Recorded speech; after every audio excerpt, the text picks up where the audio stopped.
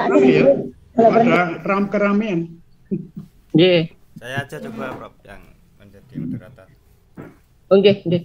Assalamualaikum warahmatullahi wabarakatuh. Salam sejahtera untuk kita semua yang kami hormati Prof Selamat PH, kawan-kawan, sahabat-sahabat semua. Izinkan kami dari kelompok akan mempresentasikan kritik ataupun tinjauan tentang kebijakan Merdeka Belajar Kampus Merdeka yang sudah dicicil kelompok terdahulu tentang Merdeka Belajar. Adapun kita nanti fokusnya pada kebijakan Kampus Merdeka seperti itu. Ada beberapa hal yang bidang yang kita kaji. Silakan Mbak Ani bisa share screen. Nggih, Mas Ibda. Baik, saya bantu share screen. Nah, yang pertama dari aspek pemerataan ya. Jadi kebijakan Merdeka Belajar Kampus Merdeka ini dari aspek pemerataan banyak sekali hal-hal yang memang perlu kita sinkronisasi atau kita kaji, meskipun nanti juga berdampak kepada mutu, kemudian tata kelola, dan beberapa hal yang memang menjadi celah untuk perbaikan maupun ketimpangan yang ada. Kayaknya ini belum bisa Mbak Ani. Coba Oh ya, sebentar. Nggih. Tuh, saya coba Mbak Ani. Ini sudah, Mas. Nggih, sebentar. Ini dah. Nggih. Sampun. Nah, yang pertama adalah aspek pemerataan. Jadi kalau kita melihat di Permendikbud nomor 3 tahun 2020 yang mengatur tentang standar nasional pendidikan, di situ tertera bahwa perguruan tinggi wajib memfasilitasi hak mahasiswa, bisa diambil atau tidak ya, mengambil mata kuliah yang di situ jumlahnya 40 SKS atau sekitar 2 semester, dan itu bisa diprodi di dalam kampus setempat atau di kampus lain ya, yang didasari dengan kegiatan MOU, kemudian ada dengan kampus mitra seperti itu. Nah, dari kebijakan ini intinya ada beberapa hal yang memang bertujuan ya. Jadi ada belajar lintas kampus dalam maupun luar negeri, kemudian membangun persahabatan mahasiswa antar daerah, suku, dan penyelenggaraan transfer ilmu pengetahuan. Namun dari hasil diskusi kami kelompok, catatannya atau kritiknya ya, hak belajar di luar prodi dan perguruan tinggi bukanlah unsur pemerataan ya, karena ini justru menimbulkan beberapa masalah sebenarnya. Nah, yang pertama kalau kita bisa sebut, antara kampus yang memiliki akreditasi unggul yang sekarang ya kriteria 9 atau A yang standar 7 standar, itu tidak bisa disamaratakan dengan perguruan tinggi yang mendapat akreditasi perguruan tinggi baik sekali ya, atau baik atau B atau nilai C seperti itu. Nah, artinya semisal kampus X akreditasinya jelek kok disamaratakan dengan kampus yang sudah nilainya unggul. Nah, ini tentu ada ketimpangan di situ, dan aspek pemerataannya itu di mana gitu loh. Makanya ini perlu sinkronisasi. Kalau misalnya berdampak kepada mutu mahasiswa, tentu sistem pembelajaran, kemudian kedalaman CPL dan sebagainya itu tentu berbeda ya. Nah, kemudian syarat mahasiswa ini juga hanya berasal dari mahasiswa yang di prodi yang terakreditasi. Jadi saya baca di syarat di buku panduan itu hanya terakreditasi seperti itu. Jadi akreditasi C itu boleh diakreditasi A. Nah, tentu kan akan berbeda ya. Dan hanya selain terakreditasi, mahasiswa tersebut terdaftar pada PDDikti. Nah, terdaftarnya ini apakah dia hanya terdaftar aktif atau berprestasi atau bagaimana, tidak ada standarisasi yang mengaturnya. Jadi ini saya kira aspek pemerataannya kok kurang pas gitu ya. Kemudian ketimpangan juga terjadi ketika magang dan studi independen bersertifikat. Ini kemarin juga menjadi sorotan para pemerhati ya. Intinya ada problem pada uang saku. Nah, ternyata di pemberian uang saku ini juga bermasalah. Kalau kita memahami kok ini hanya aspek formalitas seperti itu ya. Menurut data yang sudah digulirkan itu per November 2021 ada sekitar 60.000 mahasiswa melaksanakan MBKM. Nah, ternyata uang sakunya itu telat dan magang itu hanya berorientasi pada pencairan anggaran. Itu menurut kami seperti itu. Jadi ini saya kira untuk hak belajar di luar program studi maupun perguruan tinggi perlu disinkronisasi atau dikaji ulang. Kemudian selanjutnya adalah ketentuan lain ya, intinya persyaratan program kerjasama kurikulum dan implementasi Merdeka Belajar Kampus Merdeka ini ada beberapa hal yang kami soroti ya. Yang pertama, jika ini akreditasinya antar PT ini timpang, tentu akan berdampak kepada beberapa aspek. Karena kalau melihat beberapa syarat-syarat di magang maupun di perusahaan itu kan perguruan tinggi minimal akreditasi B ya, atau baik sekali seperti itu. Nah ini hanya kepada kok minimal hanya terakreditasi. Nah itu perlu dikaji ya. Kemudian pemerataan ini juga perlu disesuaikan. Kemdikbud menyesuaikan dengan pemerataan mutu pendidikan tinggi dan tidak hanya dibebankan kepada perguruan tinggi saja yang menerapkan MBKM, namun juga lembaga non kependidikan untuk melindungi mahasiswa pada saat melakukan salah satu bentuk pembelajaran sehingga tidak ada eksploitasi industri dalam kegiatan magang. Nah artinya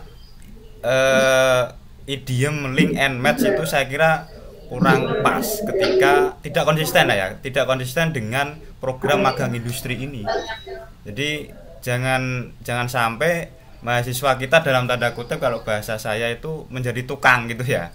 Karena mahasiswa tentu yang bidang akademik tidak bisa diperlakukan layaknya mahasiswa yang jurusan atau prodinya itu vokasi. Nah, ini saya kira perlu kajian lagi ya, apakah mau di dalam tanda kutip industrialisasi semuanya di bidang akademik atau divokasikan ya, atau memang ada skup-skupnya. Dan saya kira antara prodi atau kampus yang notabene itu yang akademik dengan yang vokasi tentu berbeda. Nah ini tidak bisa disamaratakan seperti itu ya.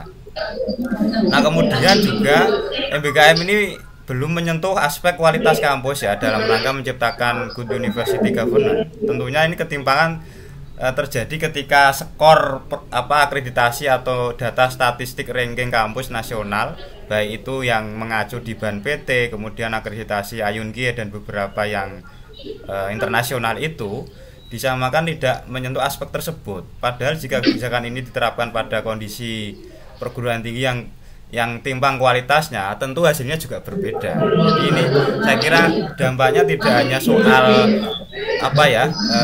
persyaratan dalam konteks kerjasama kurikulum implementasi MBKM-nya, tapi juga berdampak kepada mutu. Karena sekali lagi antara input, proses, output sampai outcome tentunya ini indikator kita masih pada akreditasi seperti itu.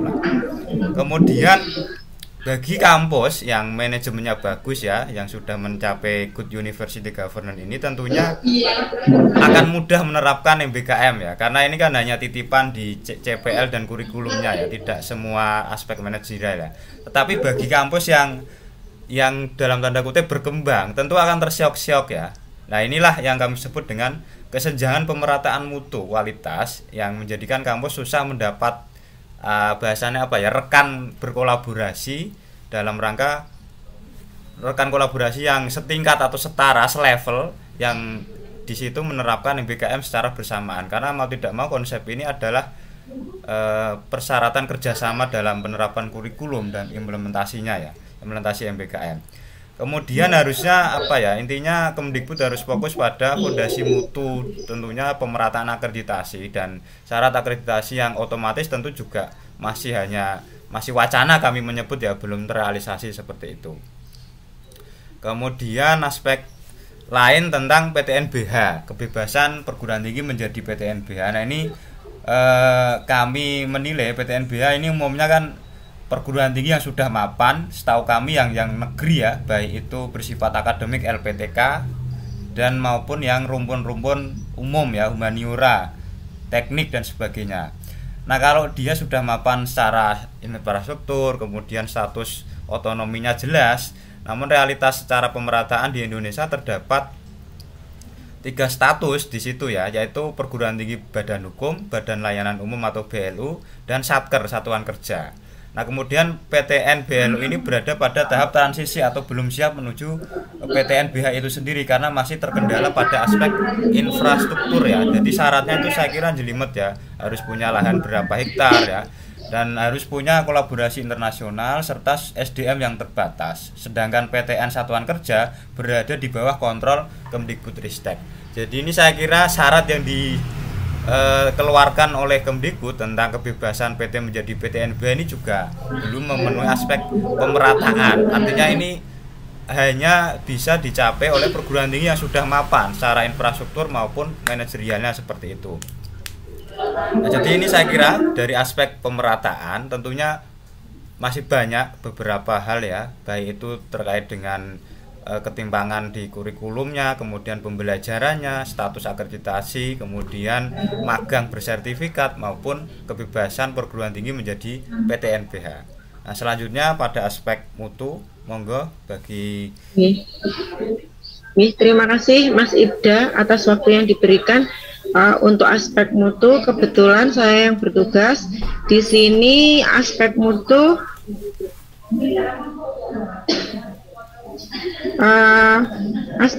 untuk menyusun kebijakan dan manual mutu ini memiliki 3 poin, yaitu perguruan tinggi menyusun kebijakan dan manual mutu untuk program kampus merdeka yang terintegrasi dengan penjaminan mutu perguruan tinggi.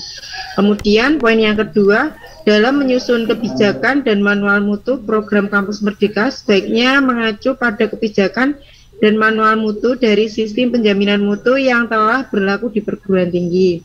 Kemudian poin yang ketiga, kebijakan dan manual mutu program kampus merdeka yang telah ditetapkan wajib didesiminasikan dan disosialisasikan khususnya kepada dosen pembimbing, pembimbing industri, dan peserta magang. Kemudian menetapkan mutu agar pelaksanaan kebijakan Merdeka Belajar Kampus Merdeka program hak belajar 3 semester di luar program studi dapat berjalan dengan mutu yang terjamin, maka perlu ditetapkan beberapa mutu, diantaranya mutu kompetensi peserta, mutu pelaksanaan, mutu proses pembimbingan internal dan eksternal, mutu sarana dan prasarana untuk pelaksanaan, mutu pelaporan, dan presentasi hasil. Kemudian yang terakhir, mutu penilaian. Selanjutnya, dalam melaksanakan penjaminan mutu, perlu diadakan atau dilaksanakan monitoring dan evaluasi yang menganut pertama prinsip nilai, aspek-aspek penilaian, dan prosedur penilaian. Mungkin itu dari aspek mutu. Bisa dilanjutkan aspek relevansi. Monggo Pak Rusli. Oke, terima kasih sebelumnya Pak Mas Ibda dan Bu Ani. Jadi terkait dengan aspek relevansi kampus merdeka.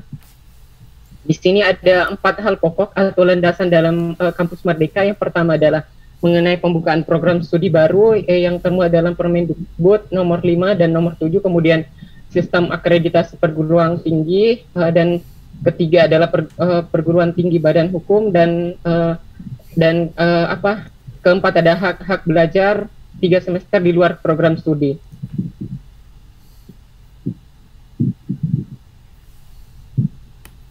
Terkait dengan landasan utama tentang Merdeka Belajar Kampus Merdeka terkait dengan pembukaan program studi, ini termuat dalam Permendikbud nomor 7 tahun 2020 tentang pendirian, perubahan, pembubaran perguruan tinggi negeri, dan pendirian, perubahan, dan pencabutan isi perguruan tinggi swasta. Kemudian Permendikbud nomor 5 tahun 2020 tentang akreditasi perguruan studi dan perguruan tinggi. Kemudian sistem akreditasi perguruan tinggi, Permendikbud nomor 5 tahun 2020 tentang akreditasi program studi dan perguruan tinggi. Kemudian perguruan tinggi negeri badan hukum dalam Permendikbud nomor 4 tahun 2020 tentang perubahan perguruan tinggi negeri menjadi perguruan tinggi Negeri Badan Hukum, kemudian Permendikbud nomor 6 tahun 2020 tentang penerimaan mahasiswa baru, program sarjana pada perguruan tinggi negeri, kemudian hak belajar 3 semester di luar program studi, Permendikbud untuk hak belajar 3 semester di luar prodi, tujuannya adalah meningkatkan kompetensi lulusan baik soft skill maupun hard skill agar lebih siap dalam dan relevan dengan kebutuhan zaman, menyiapkan kelulusan sebagai pemimpin masa depan bangsa yang unggul dan berkepribadian. Program experimental learning dengan jalur yang fleksibel diharapkan agar dapat memfasilitasi mahasiswa mengembangkan potensinya sesuai dengan passion dan bakatnya. Kemudian perguruan tinggi wajib memberikan hak bagi mahasiswa untuk secara sukarela dapat diambil atau tidak. Kemudian adanya perubahan definisi SKS. Selanjutnya Mas Ida. Kemudian terkait dengan persyaratan umum, di sini dalam pelaksanaan kebijakan Merdeka Belajar, Kampus Merdeka, program hak belajar 3 semester di luar program studi, terdapat beberapa persyaratan umum yang harus dipenuhi oleh mahasiswa maupun perguruan tinggi. Di antaranya sebagai berikut: mahasiswa berasal dari program studi yang terakreditasi, kemudian mahasiswa aktif yang terdaftar pada PDD Dikti, kemudian perguruan tinggi diharapkan untuk mengembangkan dan memfasilitasi pelaksanaan program Merdeka Belajar dengan membuat panduan akademik, di mana program-program yang dilaksanakan hendaknya disusun dan disepakati bersama antara perguruan tinggi dengan mitra. Program Merdeka Belajar dapat berupa program nasional yang telah disiapkan oleh kementerian maupun program yang disiapkan oleh perguruan tinggi yang didaftarkan pada Pangkalan Data Pendidikan Tinggi. Kemudian mekanisme persiapan pimpinan PT untuk implementasi Kampus Merdeka, di mana yang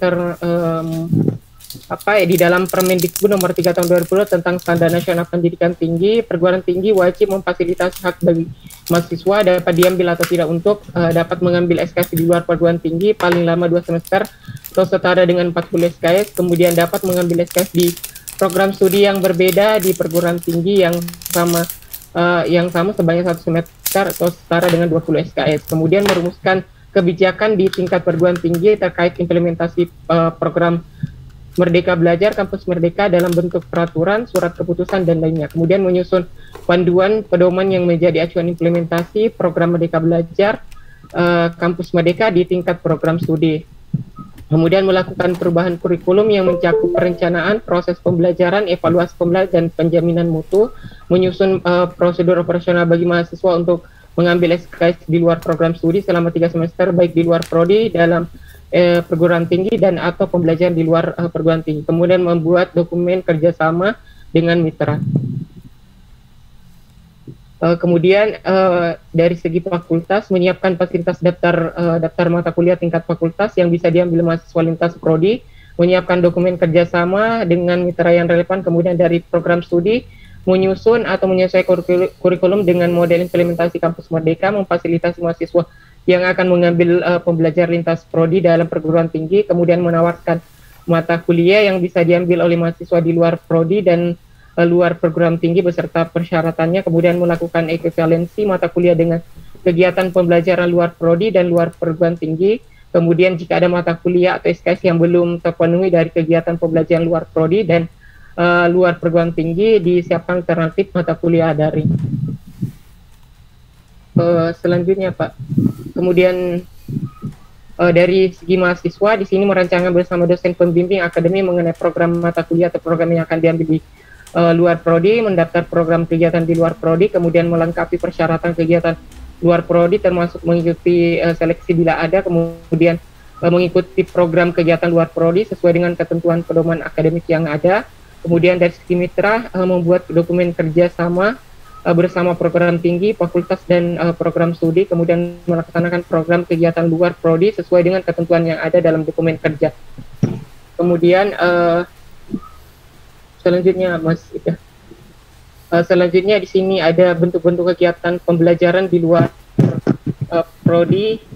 Ada 8 bentuk-bentuk bentuk kegiatan pembelajaran di luar prodi, yaitu pertukaran pelajar, magang praktik kerja, asistensi mengajar di satuan pendidikan, kemudian penelitian atau riset, kemudian proyek kemanusiaan, kegiatan wirausaha, kemudian ada studi atau proyek independen, kemudian membangun desa atau kuliah kerja nyata tematik. Kemudian langsung di slide ke-34, Pak. Masih ya.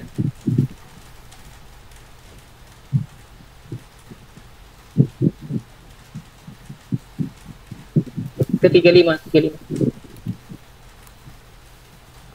Kemudian di sini ada catatan mengenai mereka belajar dengan kampus atau kampus Merdeka. Pertama, meskipun memiliki relevansi yang tinggi dengan tuntutan kebutuhan kompetensi di abad ke-21 dan era revolusi industri 4.0, namun implementasi kebijakan kampus Merdeka tak semudah membalik kata lapak tangan. Kemudian kedua, kendala administratif jika kebijakan keempat dari kampus Merdeka ini diterapkan, maka PT harus melakukan sinkronisasi data mahasiswa mulai dari presensi hingga proses penilaian yang berbeda antara satu PT dengan PT lainnya.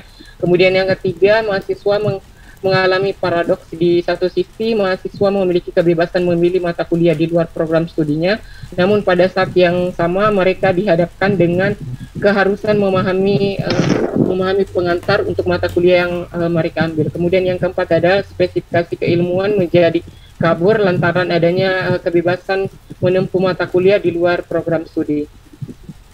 Kemudian yang kelima, kampus Merdeka memberikan kesempatan mahasiswa mengembangkan skill berdasarkan bakat dan minat melalui kegiatan terjun langsung ke dunia kerja sebagai persiapan karir mahasiswa. Di sini ada pertanyaan besar bahwa apakah kampus selama ini tidak melakukan hal demikian. Kemudian yang keenam adalah kebijakan ini terkesan adanya pemaksaan atas kompetensi atau skill mahasiswa yang harus memiliki link and match dengan dunia usaha, dunia industri. Kemudian yang ketujuh adalah kebijakan mendirikan program studi baru secara futuristik baik, namun dengan banyaknya program studi tanpa kesiapan lapangan kerja sama saja menyiapkan calon pengangguran terdidik. Harusnya konstruksi ini mengarah pada strategi memaksimalkan program studi yang sudah ada dan mencari metode agar lulusan tidak menjadi pengangguran. Kemudian kedelapan, mengenai kebijakan yang ketiga yaitu kemudahan proses peralihan status PTN BLU menjadi PTN BH.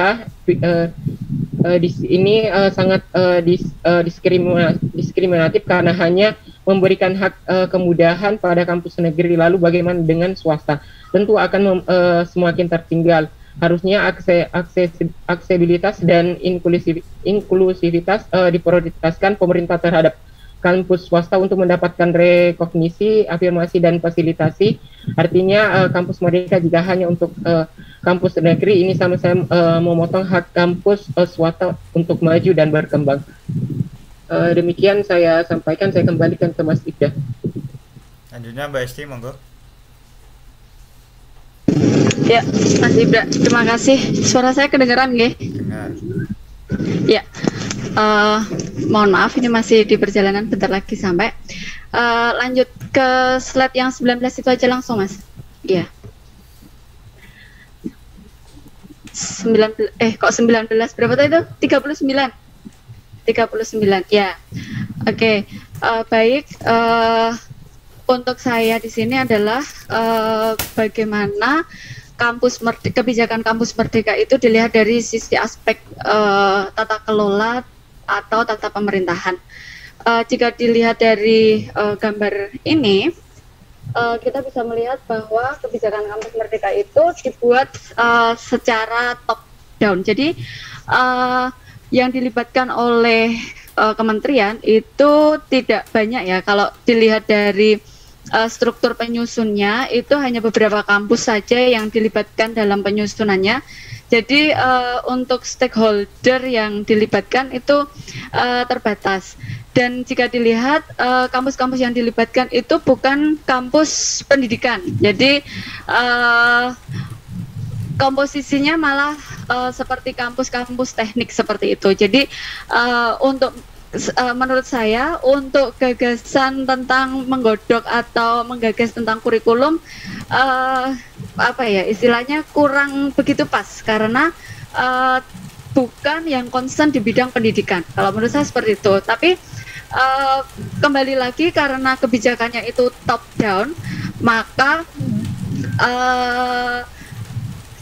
kita sebagai pelaku yang ada di bawah itu tidak bisa berbuat apa-apa. Jadi kembali lagi hanya bisa beradaptasi. Nah, kemudian yang kedua, karena desentralisasi, maaf, ya, maaf intermezzo, ya Mbak. Karena desentralisasi, jadi sebenarnya ini sudah otonomi kampus gitu ya. Jadi kampus boleh mengembangkan sesuai dengan kearifan lokal atau potensinya kampus masing-masing. Nah, tetapi kembali lagi pihak pemerintah tidak memberikan apa ya istilahnya tawaran solusi tentang bagaimana kampus harus menyesuaikan seperti misalnya sarana prasarana, kemudian kelengkapan yang nantinya bisa mendukung kampus untuk melakukan mengimplementasikan kebijakan kampus Merdeka ini. Seperti di bawah ada Education 4.0. Nah, untuk melangkah ke situ ternyata bisa diketahui bahwa tidak semua kampus itu mampu untuk melakukan sampai ke situ. Contohnya di kampus saya itu masih banyak mahasiswa. Dari sisi mahasiswa mungkin kalau dari segi dosen sudah ada istilahnya pemenuhan untuk ke situ. Tapi untuk mahasiswa itu kadang ada yang rumahnya itu jauh dari sinyal. Nah, maka untuk mendukung ini, nah selain mereka juga butuh kuota, mereka harus datang ke tempat yang memang sinyalnya kuat kalau mau mengikuti kuliah secara online. Nah, kritikan saya di sini Jadi pemerintah untuk menyusun kebijakan ini tidak serta-merta memberikan kampus solusi tentang bagaimana mengimplementasikan kebijakan kampus Merdeka ini secara bagus gitu. Next slide, Mas.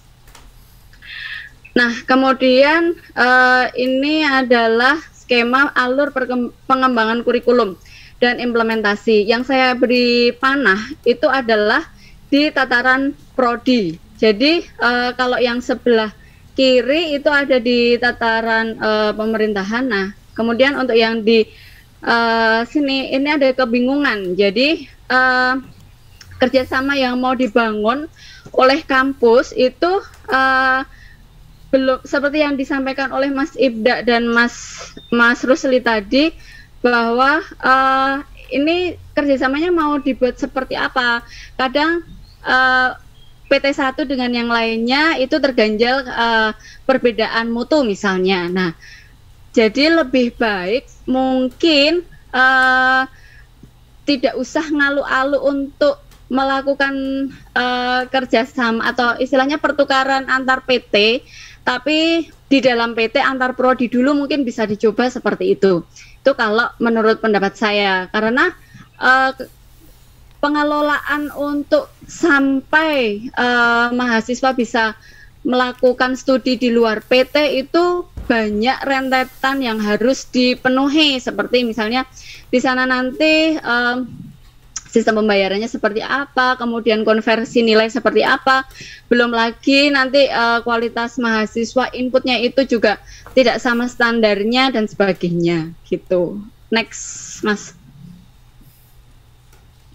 Nah, ini hampir sama dengan yang tadi. Jadi beban yang ada di luar prodi itu dan bisa dilakukan di PT yang berbeda atau di prodi yang berbeda. Tapi sekali lagi tadi saya katakan mungkin bisa dicoba, tapi dalam lingkup satu PT dulu, satu PT antar prodi.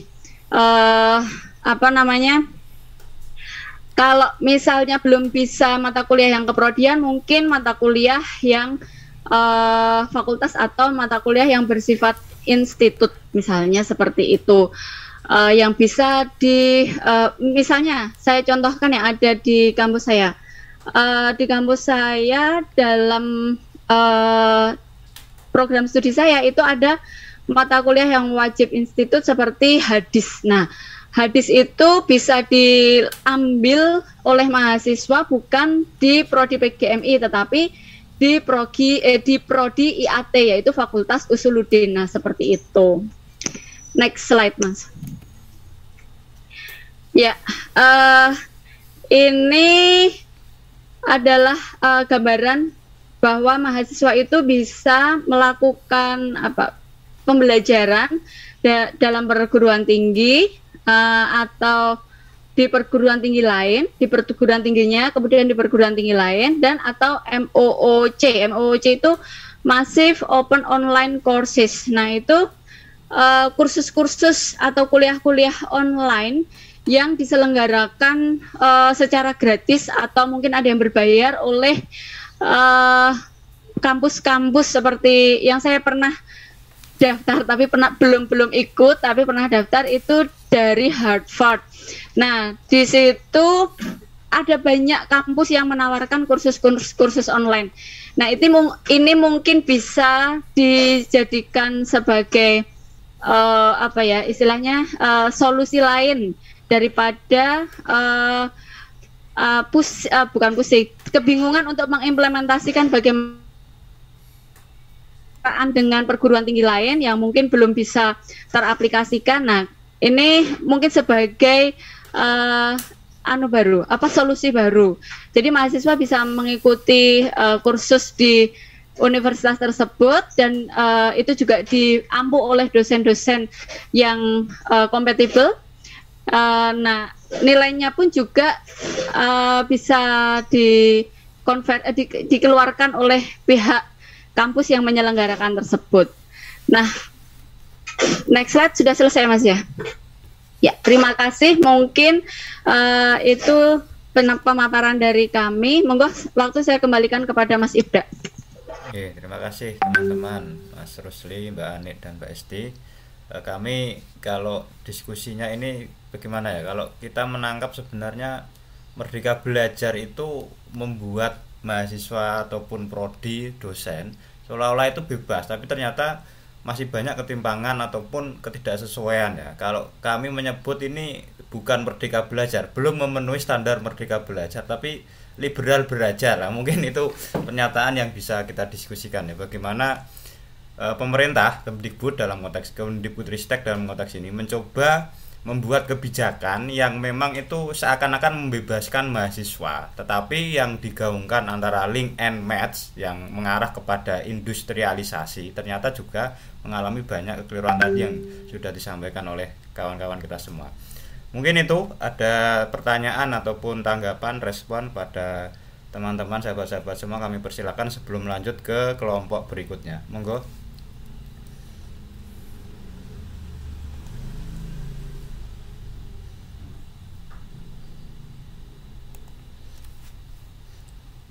Kayaknya tidak ada ini, Prof. Apakah dilanjut kelompok berikutnya? Ya.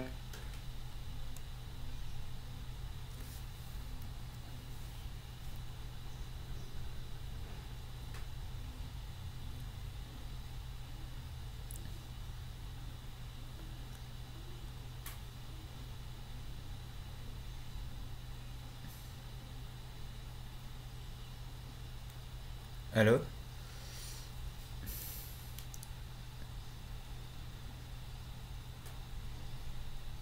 Suara saya terdengar ya, teman-teman? Dengar, Bang. Terdengar, Bang. Mungkin bisa dilanjut kelompok yang berikutnya, Bang. Monggo bagi kelompok berikutnya Iya, silakan. iya. Pak Sarif, silakan Pak Sarif. Laptop saya masih error dan saya yang terapi.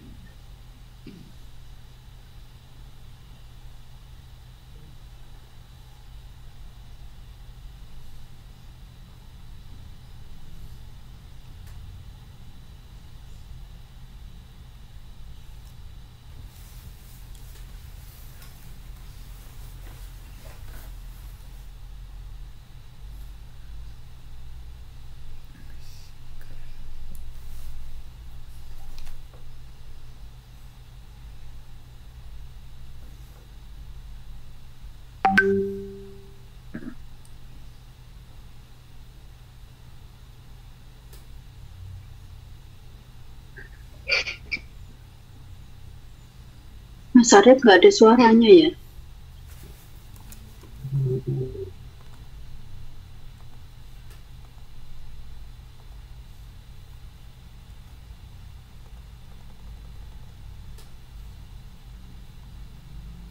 Mas Arif kayaknya nggak ada di kelas ini.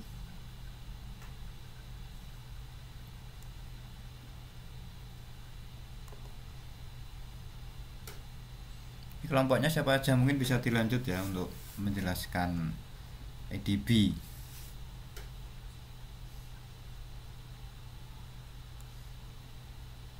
Oh iya, Mas Arifnya nggak ada. Ini yang share screen siapa ini? Mas Rusli? Mas Rusli. Iya Mas Rui. Saya lagi ini apa materi saya di laptop masih error, masih berusaha untuk masuk lagi. Pak Sari mungkin jaringannya kurang stabil, jadi tadi tadi mengkonfirmasi untuk dibantu share tapi dari Zoom.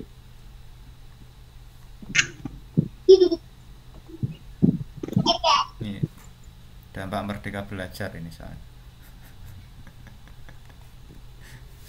Nih Pak Sarif katanya terlempar. Beliau kirim WA di grup.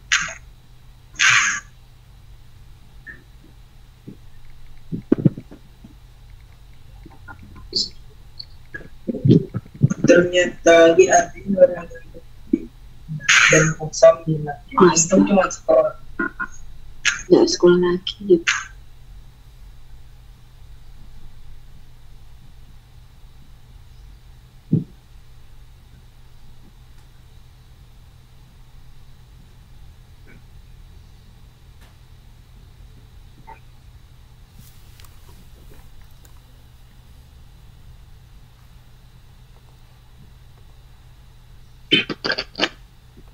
Pak Syarif belum masuk lagi ya, Pak Rusli?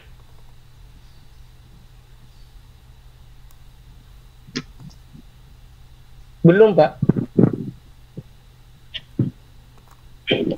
Mungkin bisa dilanjutkan anggotanya, ini siapa aja nggih? Untuk apa?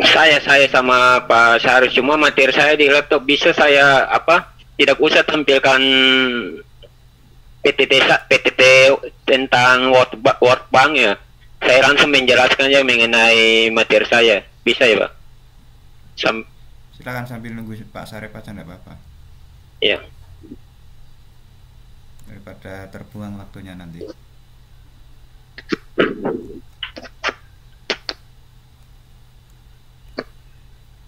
Oke. Ya baik, terima kasih yang terhormat Prof. Slamet dan Bapak Ibu sekalian. Sambil menunggu Pak Syarif, mohon maaf.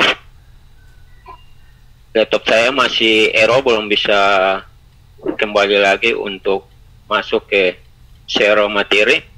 Dan saya menganalisis mengenai kerangka logis World Bank. Kalau Pak Syarif mengenai Bank Asia Bank, ada beberapa hal yang saya analisis. Yang pertama mengenai tujuan. Yang poin pertama, poin 1, tujuan dari Bank Dunia ini yaitu mengakhiri kemiskinan ekstrim dan mempromosi kesejahteraan bersama dalam cara yang berkelanjutan. Ada indikator kinerjanya yang ada 2. Yang pertama meningkatkan pertumbuhan ekonomi, yang kedua pemberdayaan warga. Nah, ini targetnya pada tahun 2030. Ada asumsi yang saya kembangkan bahwa strategi Bank Dunia menetapkan sebuah kerangka kerja untuk menyelaraskan semua publik dan sektor swasta, framework ini telah dikembangkan dalam kemitraan dengan internal dan eksternal.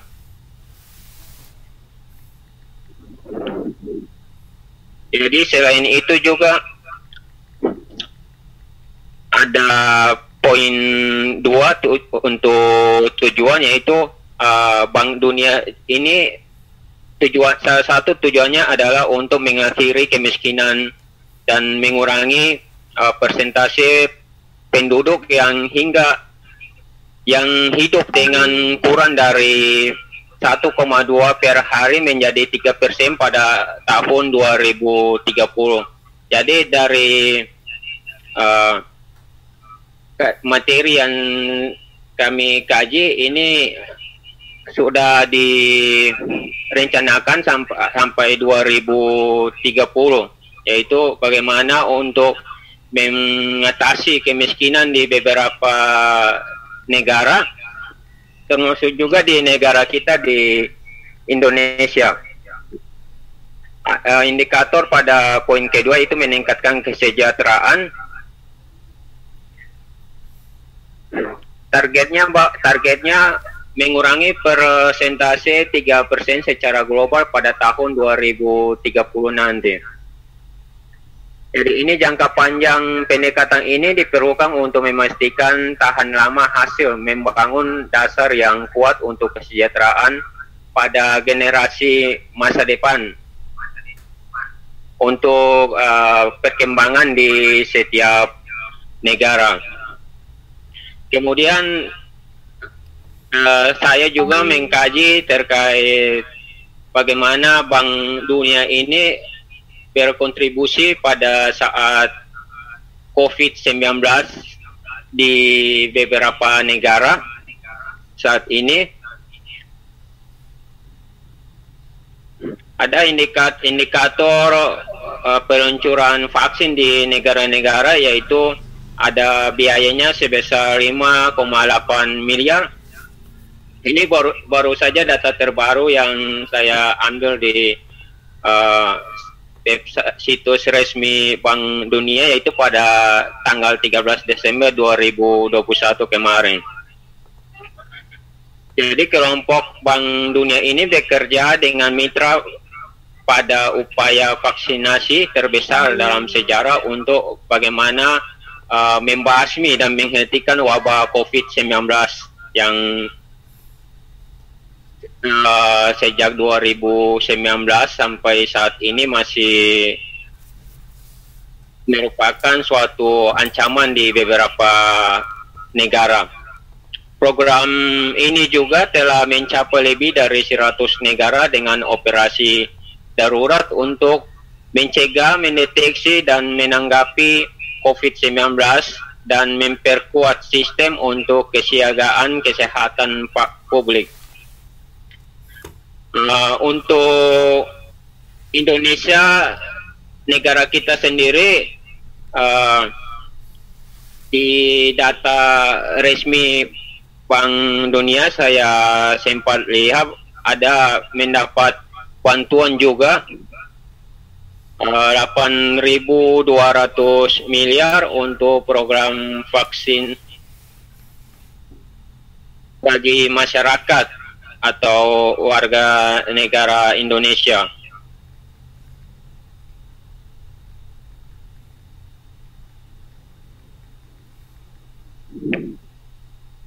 Dan juga pada tanggal 13 Desember 2021 yang tadi sudah saya sampaikan juga, Bank Dunia menyetujui operasi peluncuran vaksin di negara-negara sebesar 5,8 miliar.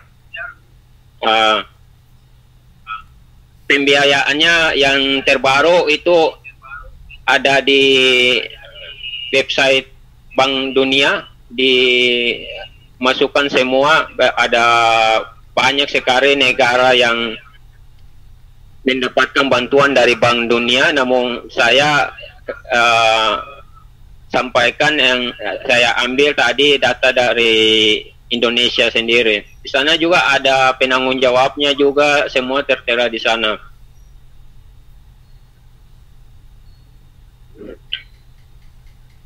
Melalui ini juga kelompok Bank Dunia bekerja sama dengan beberapa mitra untuk upaya vaksinasi terbesar dalam sejarah.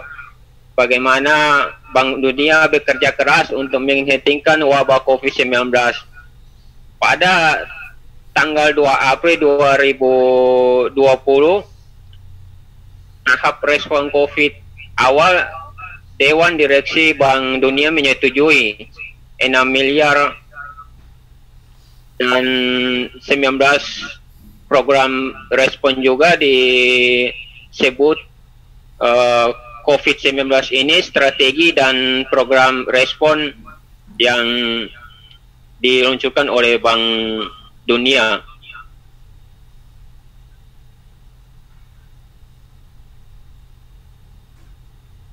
Nah, saya juga membaca beberapa program-program dari Bank Dunia, yaitu ada juga kegiatan sosial maupun pendidikan, kesehatan. Sebentar mas, saya kok agak asing ya, karena yang saya minta itu dulu adalah logical framework mengenai evaluation baik dari Asian Development Bank maupun World Bank. Jadi tidak merambah ke program-program yang seperti disebut ini ya. Saya kok agak sedikit tidak seperti yang saya harapkan ya. Karena dulu yang saya harapkan itu mengkaji logical framework evaluation dari Asian Development Bank dan juga World Bank, karena dua-duanya mirip-mirip tapi ada perbedaan sedikit biar Anda tahu dua-duanya gitu, karena itu yang dipakai worldwide gitu, dipakai secara internasional dunia gitu. Ini kalau program-program gini kan nggak nyambung mas itu. Iya Prof. Yang kami ini juga itu ada mungkin kami yang salah menangkap apa yang disampaikan oleh Prof. Ada banyak sekali yang kami dapat dokumen dari Bank Dunia, salah satunya yaitu strategi Bank Dunia dalam membantu program-program di beberapa negara yang tadi saya sebutkan, salah satunya musibah COVID-19, terus dalam pendidikan maupun juga ada dampak dari negara-negara yang terkena peperangan.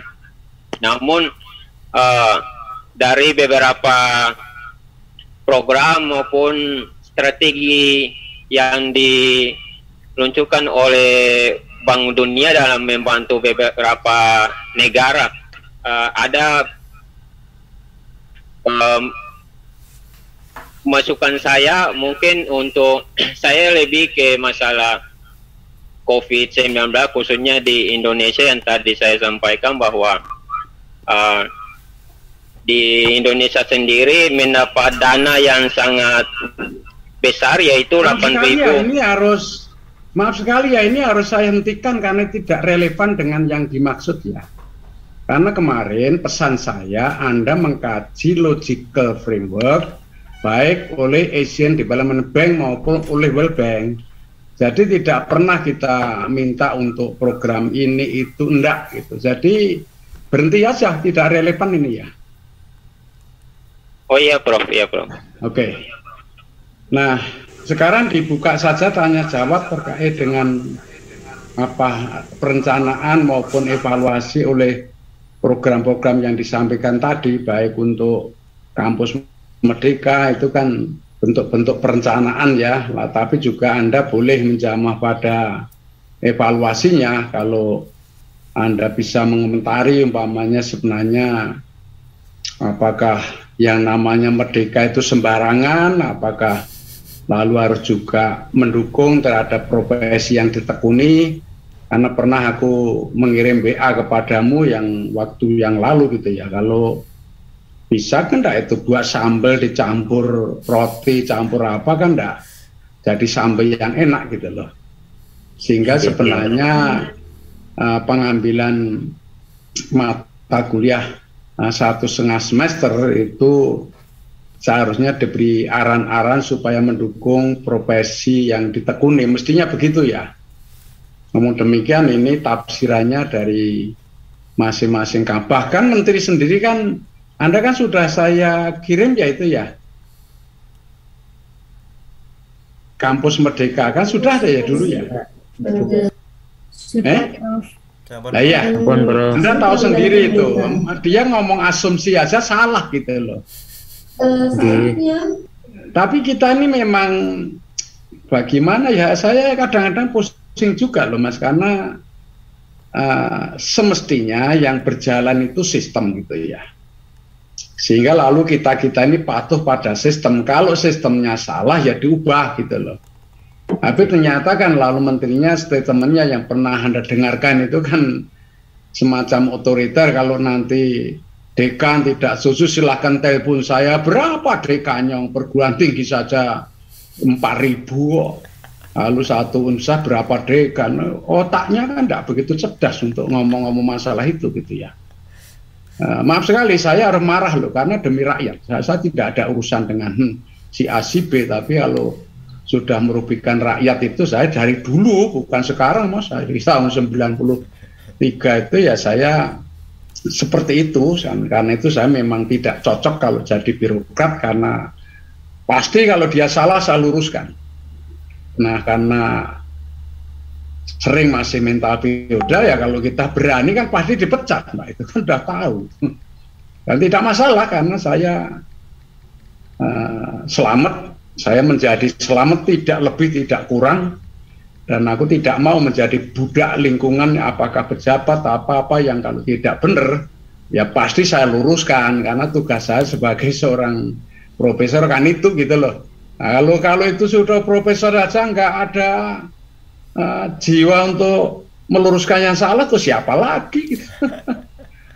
Saya tidak mau jadi profesor melipir supaya aman. Orang dari dulu enggak hanya sekarang. Menara Gading. Lu bayangkan Mas, saya beritahu saja lah, tahun 88 saya tidak tahu bulan apa April apa Mei. Aku sudah menulis di Kedaulatan Rakyat itu bubarkan IKEP loh. Padahal aku dulu dosen IKEP loh Mas. UNJ kan dulu IKEP gitu loh. Nah kalau Anda berpikir kelembagaan kan aku dianggap sinting gitu ya.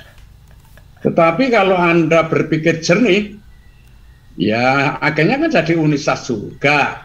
Tapi kan makan waktu 8 tahun, tahun 88 saya kritik supaya menjadi universitas, aku diolok-olok, di macam-macam selama 8 tahun.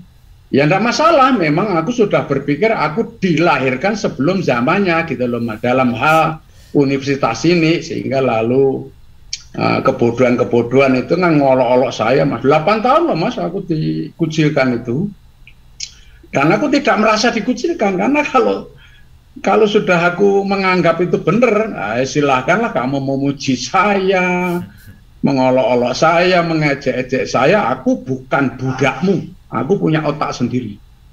Dan saya lurus saja. Buktinya setelah 8 tahun transformasi menjadi universitas, baru aku dapat pujian. Malah pujiannya orang goblok-goblok itu kalau 8 tahun baru memuji itu kan ketinggalan gitu ya. Tapi enggak apa-apa, hidup memang begitu kok Mas, saya dari dulu. Dan aku tahu persis baju saya.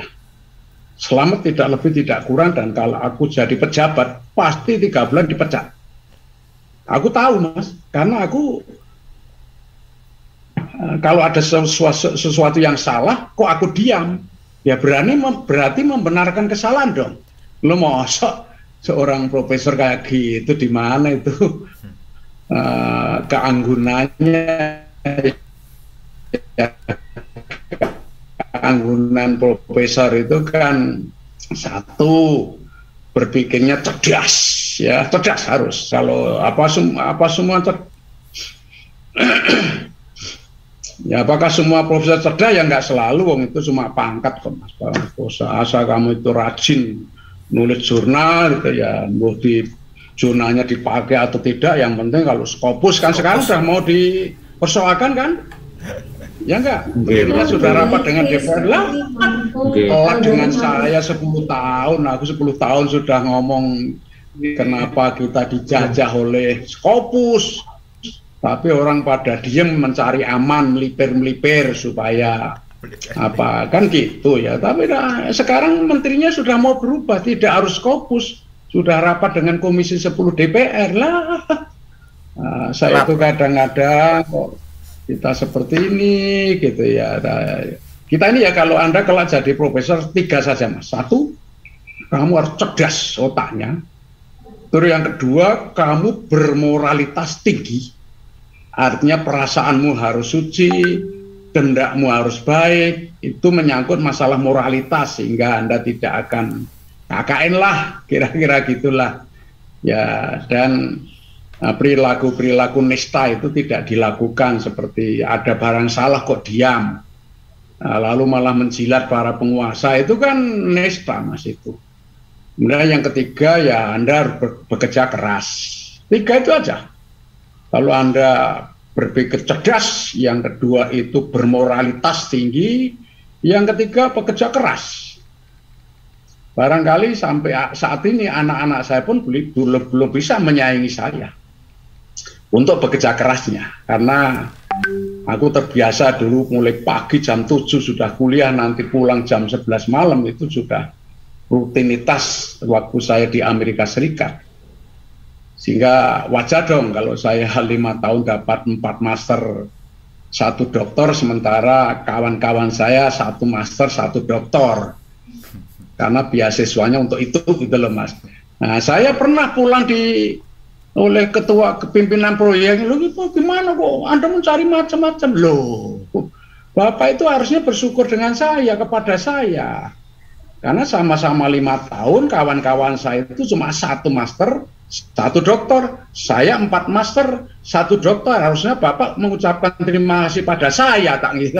Lalu nggak bisa mendebat saya Mas.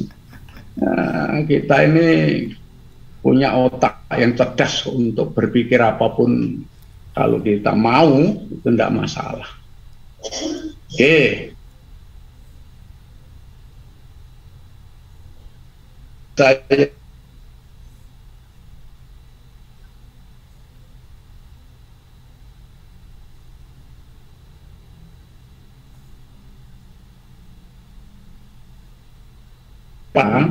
karena negara kita ini masih heterogen. Ada yang paling maju, rata-rata, ada yang sangat tertinggal gitu lah. Lah Anda kan ngomong harus 3-3-nya itu, tetapi kan tidak mudah karena pemerintah itu selalu membuat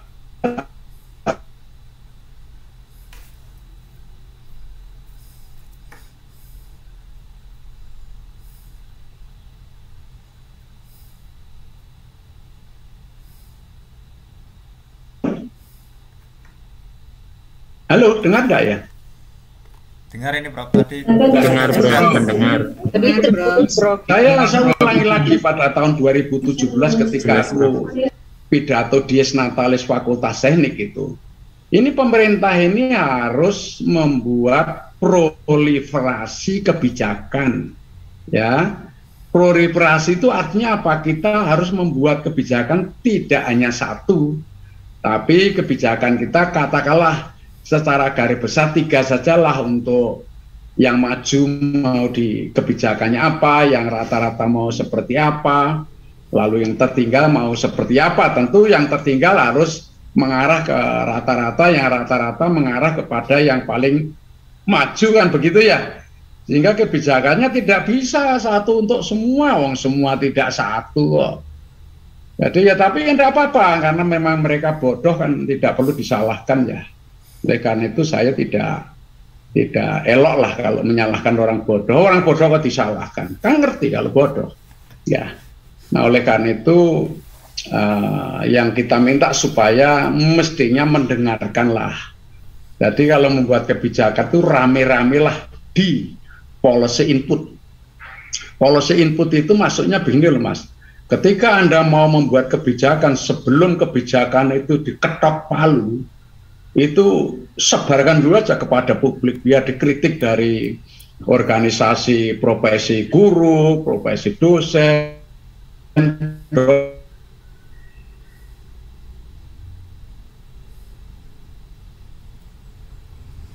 perbaiki draft peraturannya itu kan begitu ya.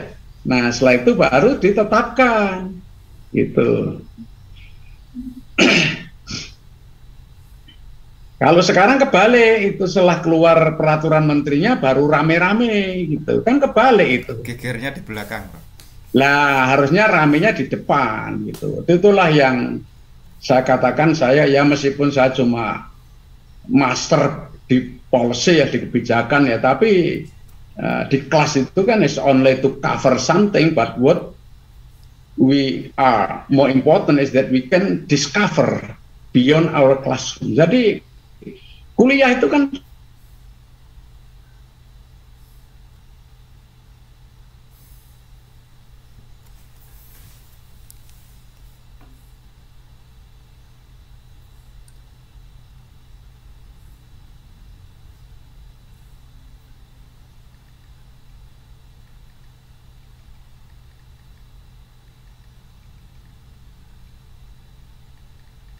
Profnya ya yang ini ya, yang macet ya. Itu saja ya. Iya Bu. Sama saya juga. Saya juga yang sayangnya bukan.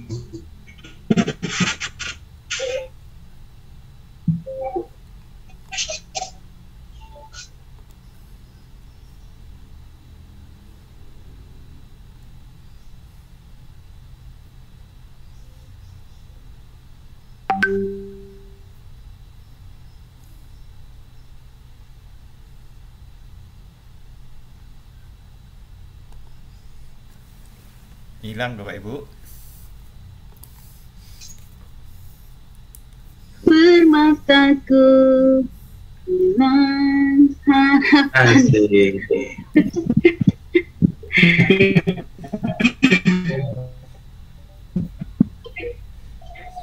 Sri.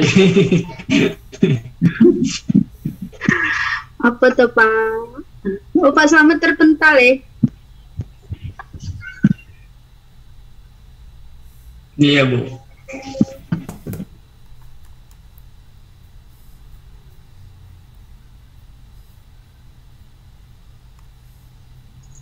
Mungkin internetnya beliau disabotase. Ya. Disadap CNN. Eksploratoris status ini Pikirannya kok kayak detektif. Terlalu vulgar. Iya, gue masalah. Bukan mau coponan gue iki Mas Abdo. Orang lagi yang gue intel lagi. Aku mau coba bobo. Pak Abdul giling terus sih. Tadi saya baru mau presentasi. Iya, Pak Sadep udah masuk. Ya udah, sekarang Pak Umar presentasi. Ngomong nggak ada Pak Lanjut. Nggak ada beliau. Ya. Pak Sarif udah dia presentasi Pak Sarif. Langsung ditolak gitu Bu. Sedang Pak Slamet masuk. Ini framework apa mau? Logical framework. Enggak Prof, tadi terputus Prof. Anda tidak bisa menipu. Mari Bapak Ibu. dengan timbangan sama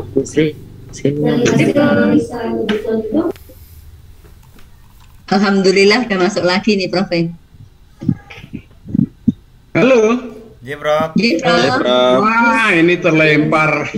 Alhamdulillah bisa masuk lagi Prof. Nah, maaf sekali ya, biasalah kalau sudah di luar kemampuan kita ini. Begini, saya teruskan lagi. Apa tadi ya, saya masalah Merdeka Belajar tadi. Sebenarnya ini kan terinspirasi oleh Amerika Serikat ya. Di Amerika Serikat itu kan memang esensi pendidikan itu kan liberty ya, freedom gitu. Sehingga sebenarnya kalau Anda cermati, meskipun variasi para ilmuwan psikolog itu ya, tetapi esensinya Amerika itu lebih menghargai eksistensi seseorang.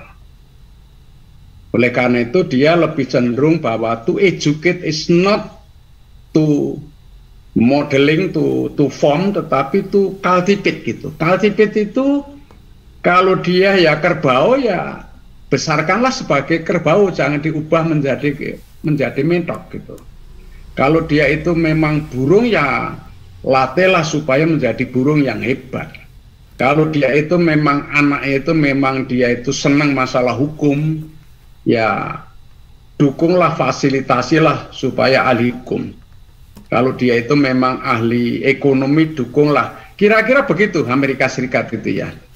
Nah, oleh karena itu mengambil mata kuliah di Amerika Serikat itu ada yang wajib, karena yang wajib itu adalah akar dan juga tubuhnya.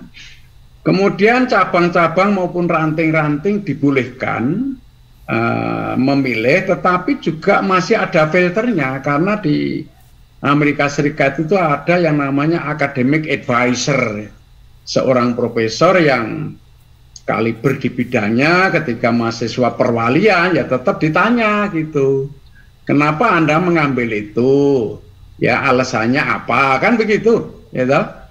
Nah, seperti saya juga begitu dulu waktu di Amerika Serikat, kan saya itu harusnya kan ya education, nah, doktor saya memang, tetapi ketika saya ambil kebijakan, ambil politik, ambil ekonomi, pembimbing saya menanyakan kenapa ambil begini, begitu, begini. Di Indonesia itu kan tidak satupun ada yang ahli kebijakan pendidikan. Nah, saya itu akan ke situ gitu. Karena mau ke situ, lalu saya harus punya fondasi-fondasi ilmu yang lain seperti politik, ekonomi, dan seterusnya. Nah, itu baru dia mau menandatangani gitu. Jadi meskipun seliberal apapun di Amerika Serikat, itu tetap terarah gitu loh, bukan liar gitu. Kalau nanti liar ideografi kan lalu tidak berbentuk ilmunya itu, kan begitu ya. Kita ini boleh kemana-mana tetapi harus berbentuk ilmunya. Istilahnya in English they call it science tree. Pohon ilmunya itu harus jelas, akarnya, tubuh pohon ilmunya itu, kemudian cabang-cabang yang mau ditekuni apa, kemudian ranting-rantingnya itu dibolehkan sepanjang masih dalam science tree, dalam pohon ilmu, kira-kira begitu ya. Oke, ada diskusi lain sebelum saya untuk sedikit mengulas esensi kuliah perencanaan dan evaluasi, tapi saya buka dulu pertanyaan terkait dengan ini. Saya cintanya Prof. Halo. Ya.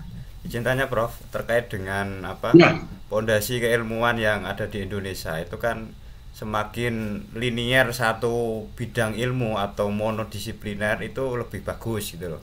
Padahal tadi apa yang dilakukan Prof Slamet ini kan multi dan bahkan transdisipliner. Nah, mungkin untuk kurikulum kita arahnya itu tadi, apakah memang kita mencari ciri khas di pembentukan profil lulusan calon sarjana, magister, doktor, atau baiknya seperti di Amerika Serikat yang memang mendidik anak itu sesuai kebutuhan. Kalau kamu mau jadi IT ya sudah jadi IT yang hebat. Kalau mau jadi burung ya sudah kita fasilitasi agar terbangnya tinggi, seperti itu, Prof. Baiknya itu seperti apa dengan kondisi geografis di Indonesia yang saat ini, seperti itu, Prof. Matur suwun, Prof. Ya,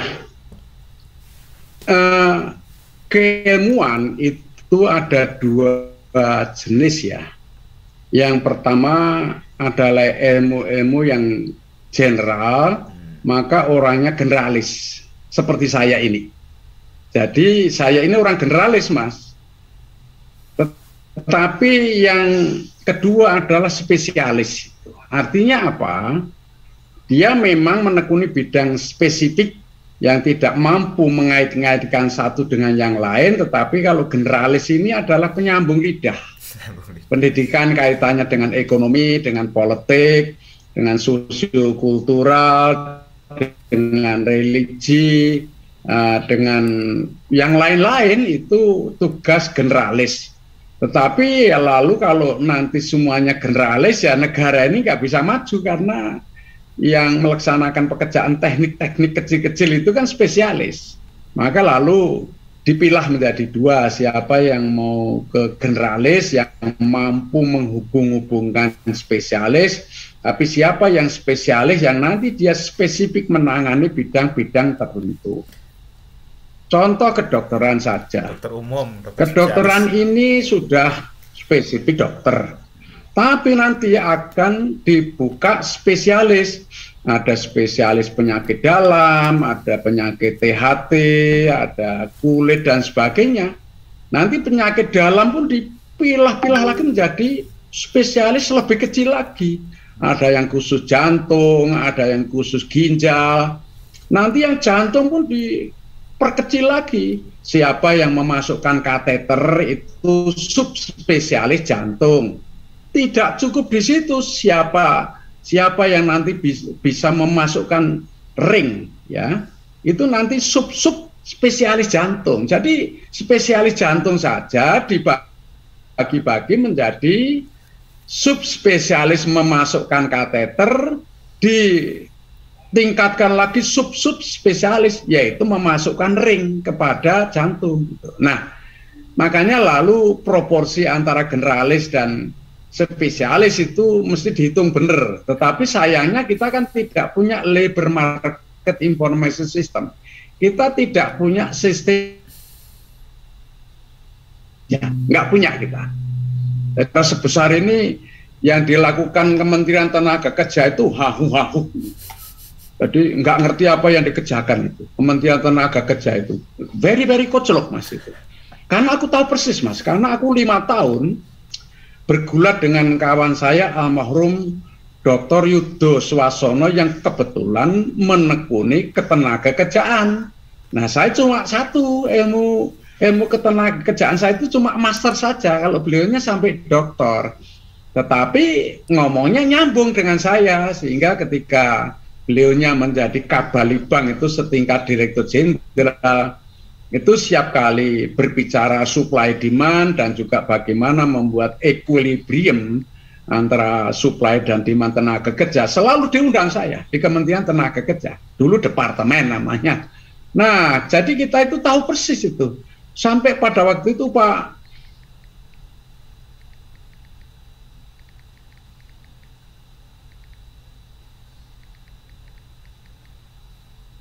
banyak ngomong, tapi nggak bisa.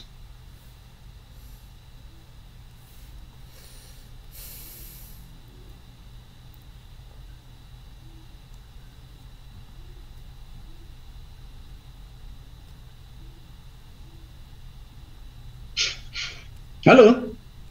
Ya, nyambung lagi Prof. Ya, Prof. Ya, Prof, sudah.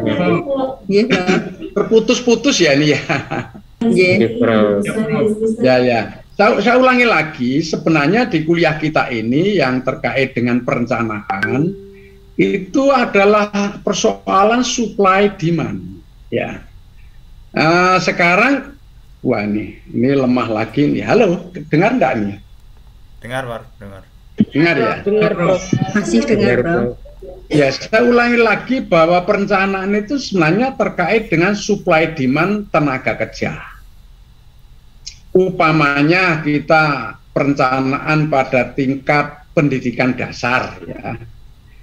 Itu suppliernya dari institusi pendidikan ini, kita ini, ya.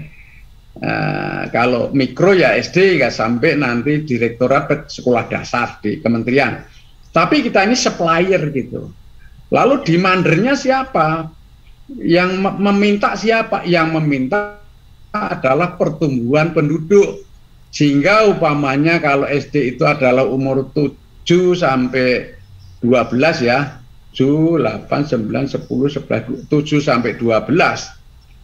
Maka jumlah penduduk yang umurnya 7 sampai 12 itu berapa? Oh, sebut saja 20 juta. Lalu daya tampung anak umur 7 sampai 12 tahun berapa sekarang? Oh, baru 5 juta. Nah, berarti kan kita harus menampung sisanya itu untuk supaya disekolahkan. Oleh karena itu bisa saja kita membangun sekolah baru, ruang kelas baru, atau bagaimana gitu. Tapi esensinya penduduk yang umur 7 sampai 12 tahun harus sekolah semua. Karena sudah wajib belajar 9 tahun, kan begitu kan. Nah itu masalah suplainya dari kita, demandnya dari pertumbuhan jumlah penduduk. Tapi kalau SMK gimana? Lain lagi. Suppliernya dari SMK, demandernya yang meminta dari dunia kerja. Lalu SMK itu kan macam-macam, sebut saja mesin. Berapa lulusan SMK mesin sekarang 1 tahunnya? Oh, 500.000. Permintaannya berapa? 1 juta. Ya berarti lulusannya kurang dong untuk memenuhi kebutuhan tenaga kerja lah. Karena itu tolong diperbanyak jumlah kelasnya SMK yang jurusan mesin, atau sekolahnya ditambah, kan begitu ya. Itu supply demand lah. Bagaimana Pak kalau sudah berlebihan gitu? Kalau yang dibutuhkan 1 juta SMK meluluskan 1.500.000 itu ya, itu mesti harus dikurangi. Kemudian membuka SMK-SMK yang dibutuhkan, karena itu kan tidak ada sekolah kejuruan itu diam, itu tidak ada. Mesti harus mengikuti dinamika kebutuhan tenaga kerja, kan begitu. Demikian juga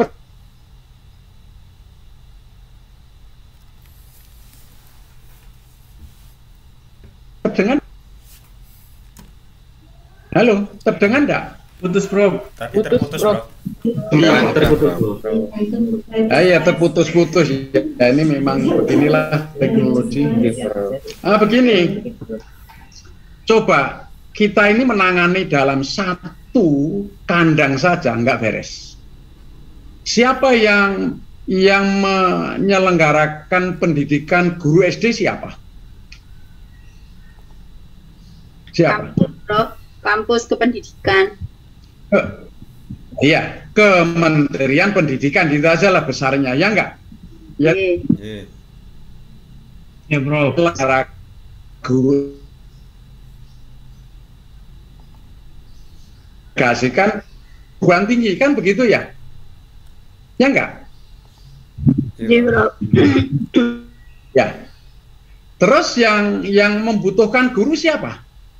Sekolah. Kementerian apa gitu loh, kalau saya mau ngomong besar dulu. Kementerian Pendidikan juga. Kementerian Pendidikan juga kan. Lah iya. Coba menangani PGSD saja nggak beres, Mas. Itu padahal 1 kementerian loh itu. Yang mengendalikan permintaan juga Kementerian Pendidikan, yang supply ya juga Kementerian Pendidikan, yang didelegasikan ke perguruan tinggi itu nggak beres loh Mas. Sekarang lulusan PGSD itu percaya saya atau tidak nganggur, obor belara itu. Nah, kenapa begitu? Karena ternyata kementerian tidak punya kemampuan untuk mengarahkan dan mengendalikan gitu. Jadi kalau mengarahkan ya berapa kebutuhannya, oke, siapkan sekian, tapi kalau nanti berlebih dikendalikan oleh kementerian itu sehingga tidak akan terjadi over supply. Kan begitu ya? Nah, ternyata 1 kementerian saja tidak beres loh Mas, jangankan kok antar kementerian gitu ya. Nah, inilah yang menarik, karena itu aku juga tidak tahu apa yang dia kerjakan kok pada 1 kementerian itu ya. Mestinya kan yang mengendalikan penyedia lulusan SD, guru SD ya juga di bawah Kementerian Pendidikan. Yang membutuhkan juga Kementerian Pendidikan. Lagi itu saja nggak bisa kok Mas. Jadi ya memang saya tidak tahu kok lalu kemeluntuh gitu loh. Tidak bisa menangani saja kok kemeluntuh gitu loh. Ini bahasa Jawa Mas, ini yang bahasa Indonesia kok sombong gitu loh. Wong yang menangani supply demand saja 1 atap kementerian kok terjadi oversupply. Nah, kan jadi lucu gitu. Padahal yang mengendalikan juga kementerian, yang mengendalikan demand juga kementerian, yang mengendalikan supply juga kementerian. Loh kok terjadi oversupply gitu lah. Ini kan berarti kan nggak tahu apa yang dia kerjakan itu. Gitu loh Mas ya. Oke. Ada pertanyaan lagi ini?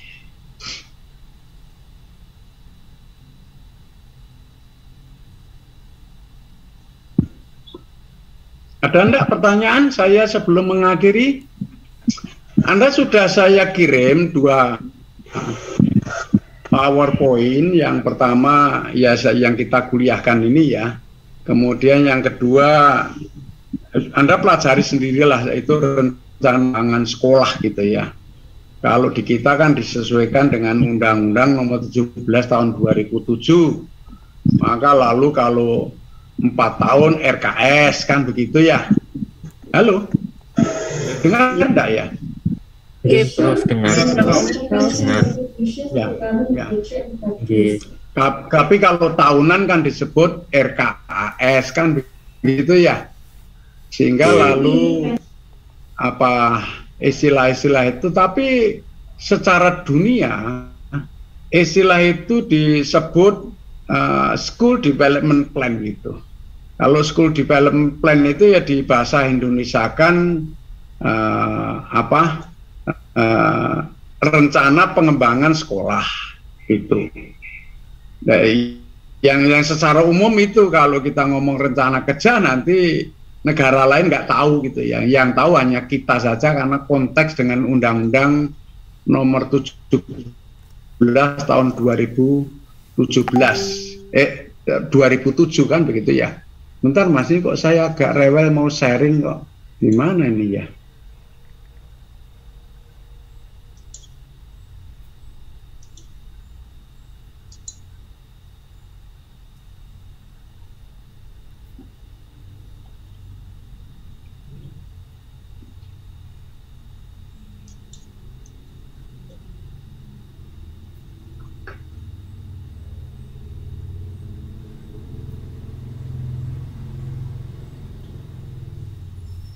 Bukan nggak bisa Mas saya.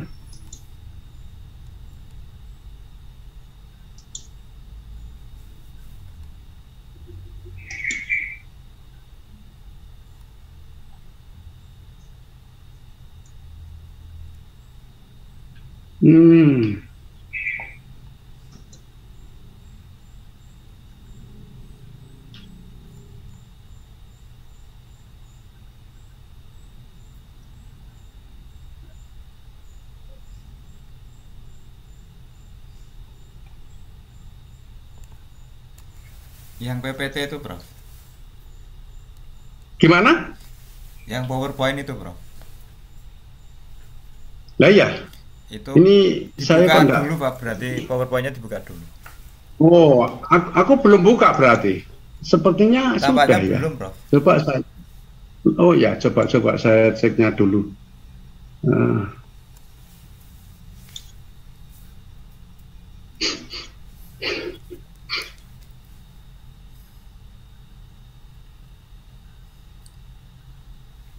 Yang School Development Plan, rencana pengembangan sekolah itu dibaca saja, yaitu saya tulis pada tahun 2003 itu, ketika dulu saya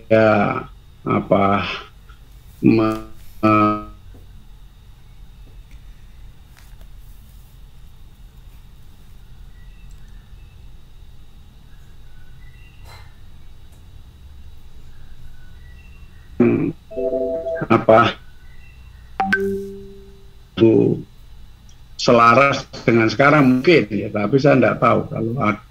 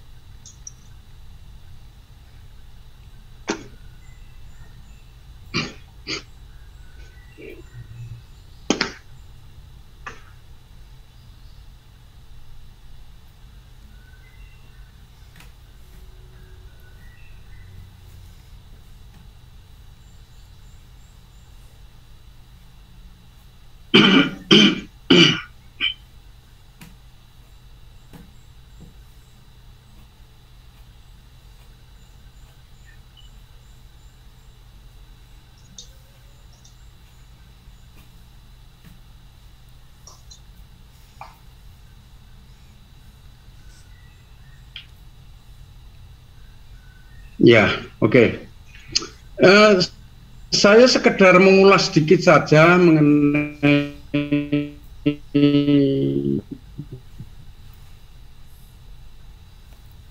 apa perencanaan yang barangkali akan saya tunjukkan satu gambar saja sebagai ya, dasarnya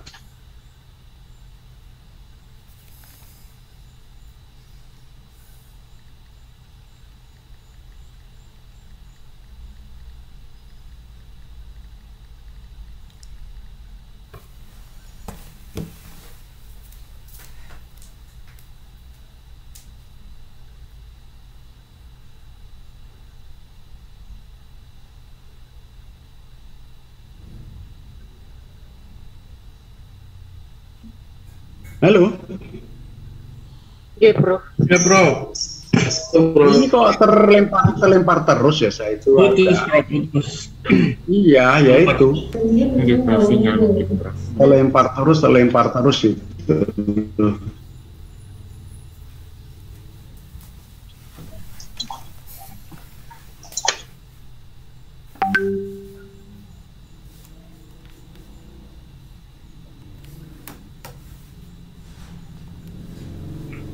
Saya ulangi dulu ya bahwa perencanaan pendidikan dasar kita itu dimensinya mengikuti kebijakan ya.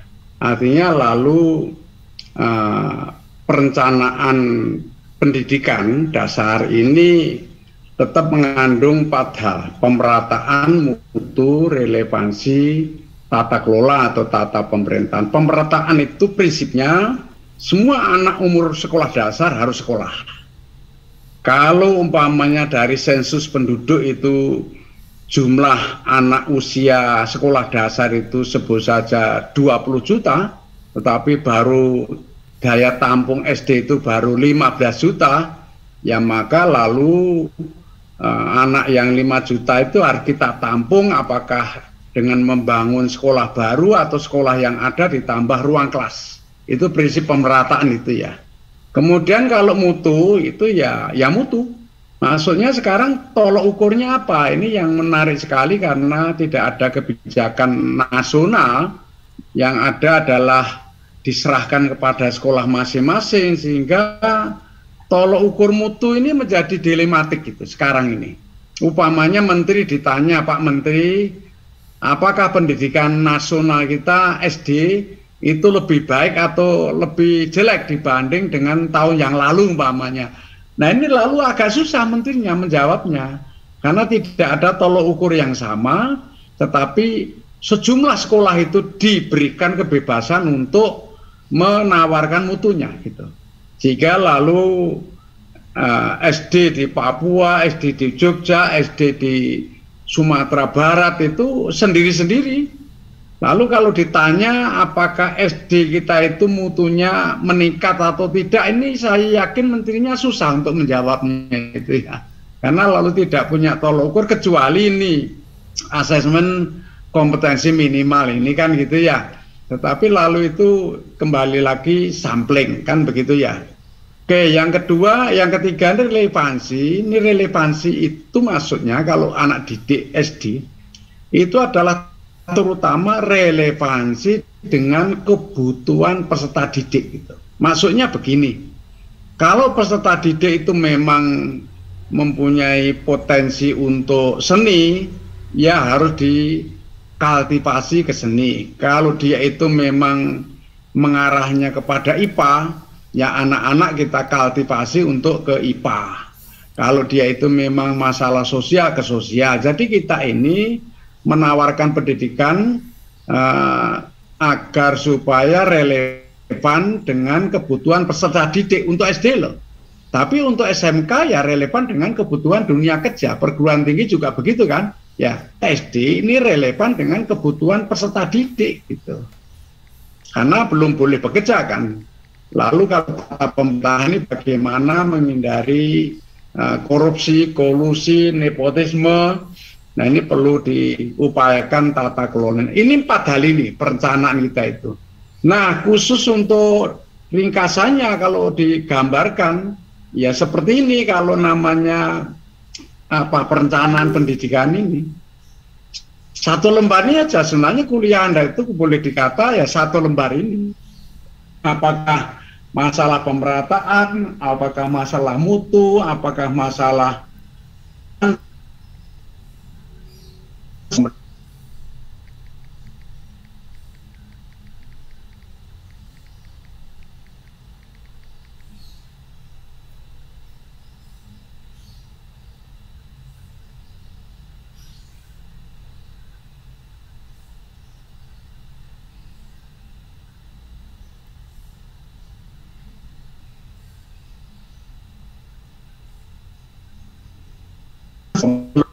karena proses perencanaan, lemah lagi nih.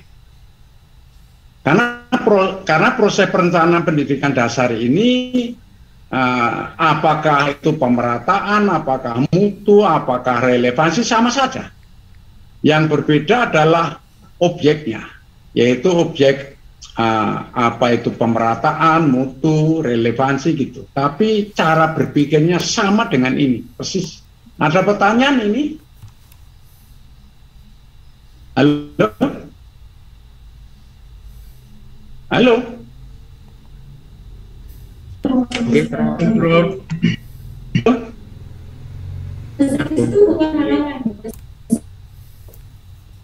Halo?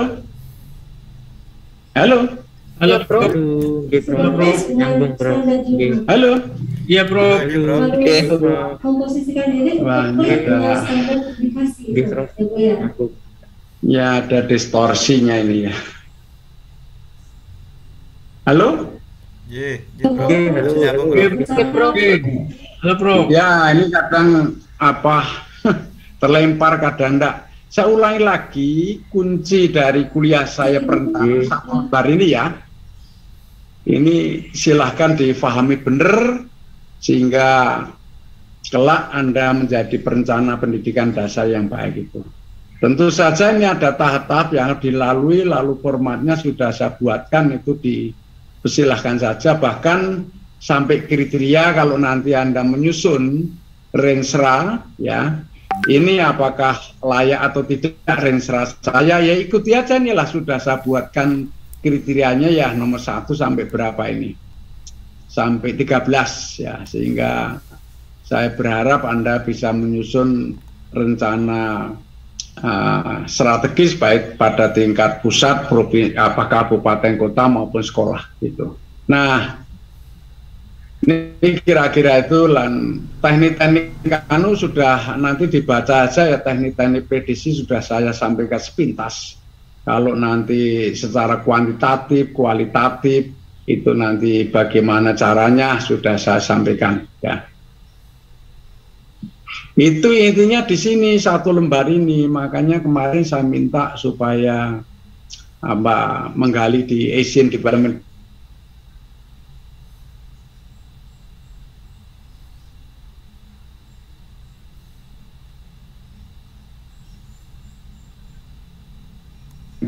Mas Ida. putus lagi Mas. Halo. Macet Profnya. Putus ya Mas. Kayaknya sinyalnya lelah ini Prof. Sinyalnya lelah ini Prof.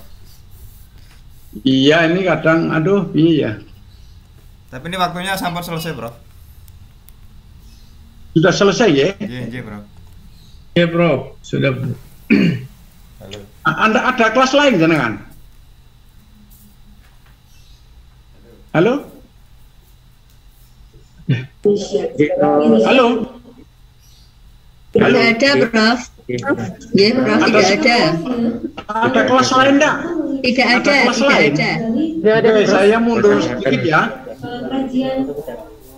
Oke, nanti gini. Kalau Anda diminta mengevaluasi, apa yang dievaluasi? Kalau input nanti hasilnya tingkat kesiapan. Kalau proses nanti adalah kadar perubahan. Kalau output adalah hasil seketika. Tetapi ketika Anda diminta dampak dari lulusan kita, ya sudah harus ke outcome dan dampak. Kan begitu. Ini kalau nanti diminta evaluasi. Tetapi lalu kalau kita gambarkan lagi, kok orang jalan ya. Mohon diulangi, Prof. Nggak dengar ya? Iya, putus-putus, Prof. Mohon diulangi, Prof. Malah. Ya, kalau Anda diminta melakukan evaluasi, yang kalau itu adalah di bawah kewenangan entitas, apakah perguruan tinggi, apakah SD, apakah dinas pendidikan, sekolah pendidikan dasar di kabupaten kota, atau di direktorat SD, maka lalu ini input, proses, output. Evaluasi input itu adalah untuk mengetahui tingkat kesiapan, apakah inputnya memadai atau tidak untuk berlangsungnya proses, baik di tingkat pusat, dinas pendidikan kabupaten kota maupun di tingkat sekolah. Kalau proses ini perubahan, apakah di pusat adanya perubahan kebijakan itu, adanya kebijakan itu membawa perubahan enggak itu? Ya, umpamanya sekarang Merdeka Belajar itu ada enggak perubahannya? Dan kalau output itu hasil seketika. Ya, hasil seketika dari Merdeka Belajar apa? Nah, tetapi biasanya kita juga diminta untuk mengevaluasi konteks, yaitu di luar struktur pendidikan, struktur organisasi pendidikan, tetapi untuk mengetahui apa yang terjadi di luar. Perlukah kita akomodasi di pendidikan atau tidak? Ini kalau kita evaluasi konteks, yaitu adalah perubahan peraturan perundang-undangan, kemajuan teknologi, wabah penyakit dan seluruhnya itu apakah perlu kita adaptasi atau tidak, ini urusan lainnya. Lalu outcome itu ya setelah anak kita keluar itu sebenarnya kemana gitu. Kalau SMK jelas, kalau banyak pengangguran ya jangan ditambah lagi jumlah penerima siswa baru kan begitu. Tapi kalau SD kemana ini ya tentu ke SMP. Nah, masih nganggur enggak anak-anak, jangan-jangan lulus SD tidak melanjutkan. Nah, ini ada masalah apa kan begitu. Oke, ini evaluasi pada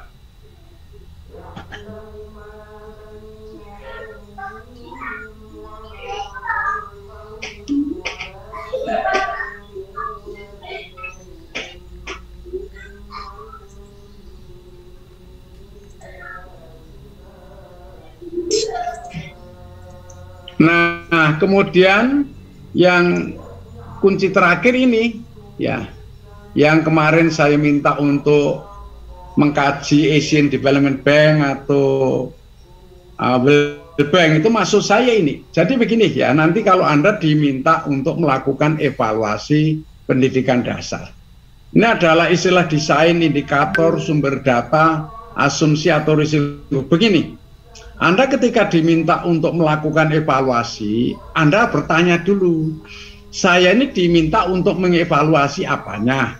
Apakah dampaknya, apakah outcome-nya, apakah output-nya? Atau saya disuruh untuk mengevaluasi prosesnya? Atau saya diminta untuk mengevaluasi inputnya?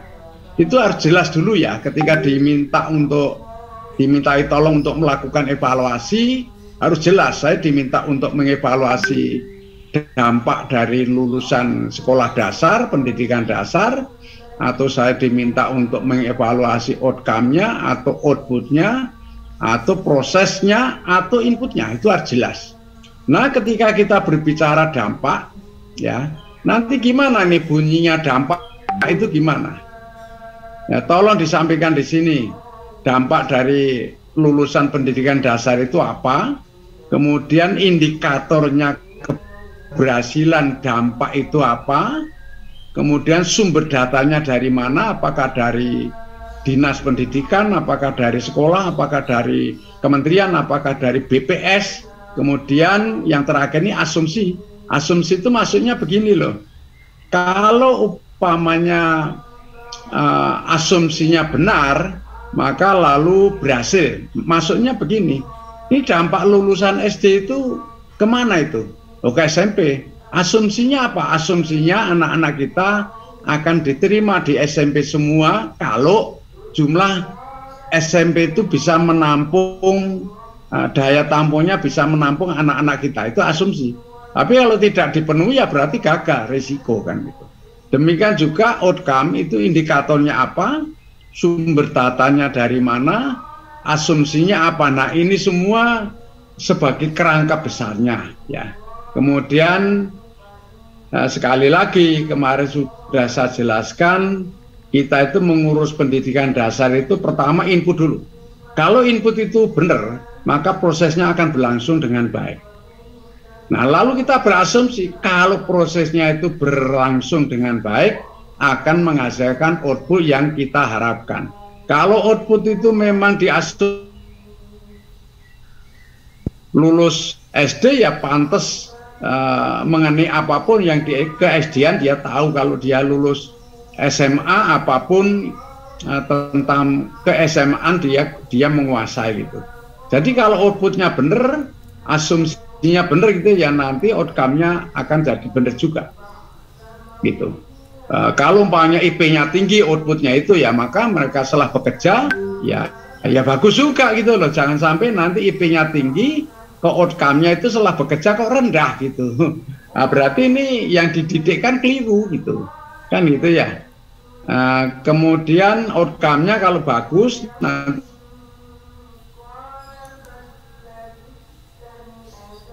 juga kalau asumsinya benar kan gitu kira-kira. Nah urutan-urutan ini juga merupakan kunci dari evaluasi. Saya pikir kuliah saya akhir sekian, nanti ujian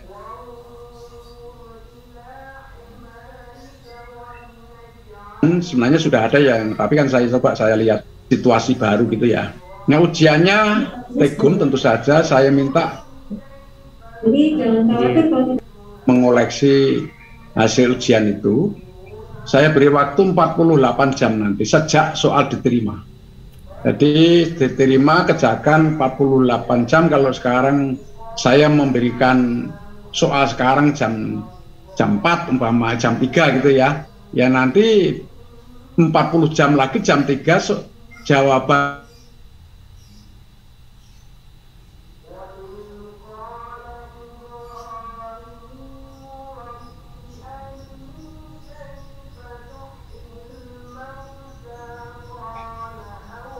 terputus.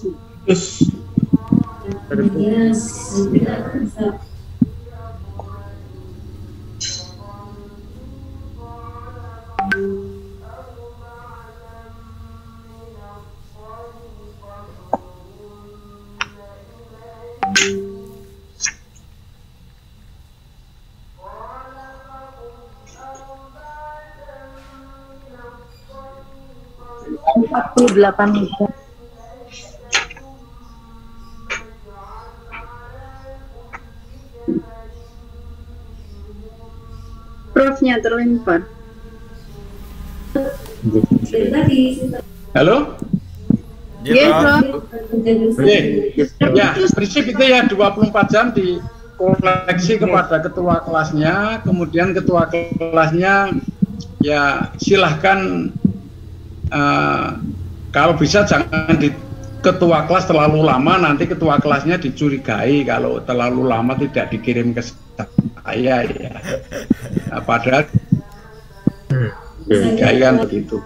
Oleh karena itu sebaiknya kalau katakanlah dikirim saya jam 3 katakanlah ini ya kawan, aduh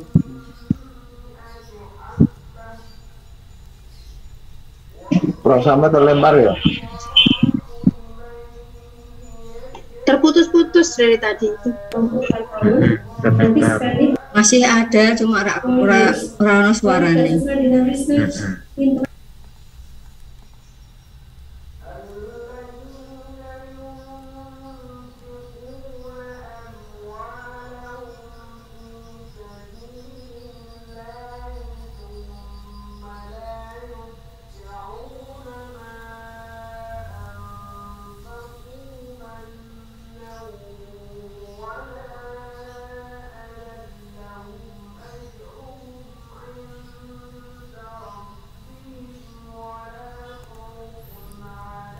bubar. Halo. Saya paham ujiannya apa lagi? Kapan? Kapan sesuk?